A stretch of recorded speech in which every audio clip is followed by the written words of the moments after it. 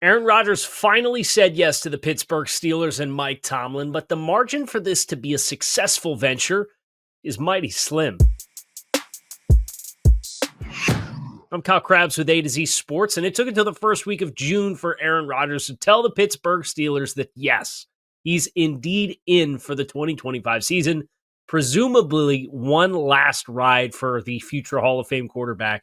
and the Pittsburgh Steelers can let out a big sigh of relief after staring down potentially having to pivot to Kirk Cousins and a trade with the Atlanta Falcons, or alternatively rip the Band-Aid off of their recent quarterback purgatory and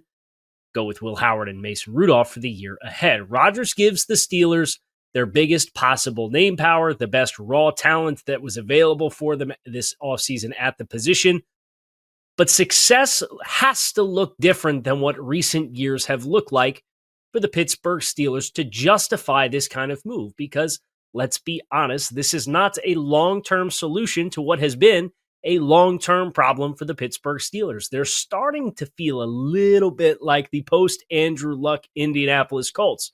where names like Carson Wentz and Phillip Rivers and Matt Ryan and Gardner Minshew were all tabbed as short-term, read, one-year solutions to the Colts' quarterback issues, and none of them worked before the bottom finally fell out and the team was in a position to draft a quarterback, but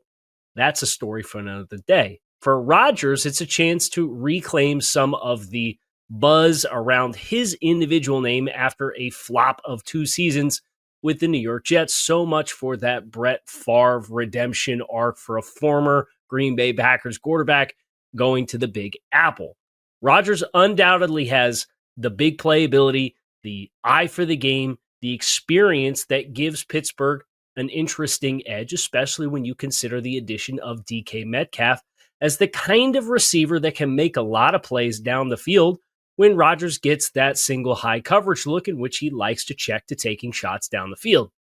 But how he meshes with offensive coordinator Arthur Smith, how he gets on with a lot of the ancillary players within Pittsburgh's offense, how he handles responsibilities at the line of scrimmage, it all has to click, and it's a big chemistry experiment that, frankly, we don't have a very good idea and not a lot of time beyond the immediate summer to get things lined up for a successful season. If Pittsburgh goes 10-7 with a wild card berth and no playoff wins again in 2025 with Rodgers, they may look back in retrospect at this decision as a decision that was detrimental to the overall health and direction of the franchise, where maybe Will Howard plays and rejuvenates the Steelers and their offense, or maybe Will Howard plays and things don't go well and the Steelers are finally in that position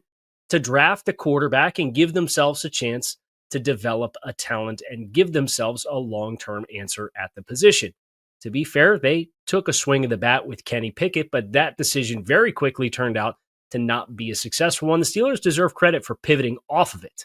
But the 2025 decision is its own monster, and they are committing to Aaron Rodgers to come in and be the savior, not just for 2025, but for this recent drought that Pittsburgh has been mired in. If Aaron Rodgers doesn't provide the answer to that problem in Pittsburgh, it's unlikely any Steelers fan will look back on his short tenure with the team with any fond memories.